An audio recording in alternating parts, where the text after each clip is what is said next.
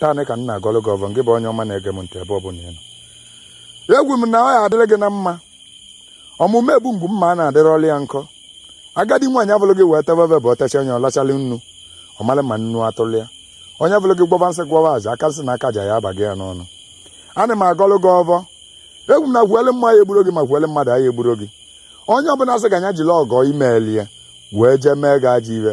Egwu m na mbọsị ọbụla ọ pụrụ n'ụzọ na ezi ya eli isi ya, ọbịa ya eli isi ya, mmiri ya eli isi ya, ndị mmụọ ya eli isi ya, o jebe ije avọ ya ebunata ya n'ozu. Ana m agọlụ gị ọvọ ngị bụ onye ọma na-ege m ntị ebe ọ bụla ị nọ. Egwu m na biznes gị na-anyụ anyụ na tata ka o ya ebido tobe etobe. Sizin anọ ebe a bụ sizin gị ka ọ bụ. Ana m agọlụ gị ọvọ si na biznes gị na ya ekunyi. Ọ bụ n'aka gị n'akara aka na ị ya alụ ụlọ, ị ya alụlụ ụlọ ahụ. Ana m agọlụ gị ọvọ na oke gị ọ bụ na amosu ji tata ka m kwuru si n'aka ji gị ya ara gị. Amosu ahụ ya arịa iji m ọvọ wee kwu ya. Ana m agọlụ gị ọvọ ebe ọ bụla ị nọ na. Ekwu m na ọ ya adịrị gị na mma. Ngị bụ onye na-achọ nwa na ị ya amụ nwa. Ngị bụ onye na-achọ di na ị ya anụ di. Ngị bụ onye na-achọ ego ị ya akpataba ego, ọkụ gị ya enwulu. Ọkụ a na-enwe iwe ebe ibe gị ka ọ bụ. Ibe gị ya enwulu anyụ anyụ.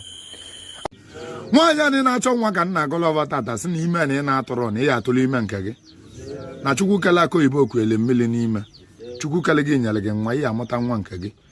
Nwaanyị a na-achọ di ka nna agọlụ ọvọ tata si na di na ibe gị wele na ihe ewe di nke gị. Onye na ibe na-esili ike ka m kwuru na tata nwa na ibe ya atụ ya ala ibe ya ebido dịbalị gị na mma.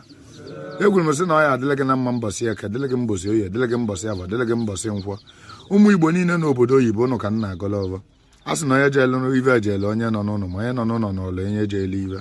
Ana m agọlụ gị ọvọ tata nwa si n'obodo oyibo ahụ ijele na ihe eje obodo oyibo ka ibunata akụnụba dị n'ala obodo oyibo bute ya n'ala Igbo. Ijere obodo oyibo ikili flyover ma ijere obodo oyibo ikili moto, ijere obodo oyibo ịkwa ndị ọcha n'aka. Ibe ijere obodo oyibo bụ ka ibulu ego nata, ijere obodo oyibo ịbaga n'ụlọ nga, ma ijere obodo oyibo ka edipọtụ gị iji ego gị baa plenu wee jebe obodo oyibo. Ihe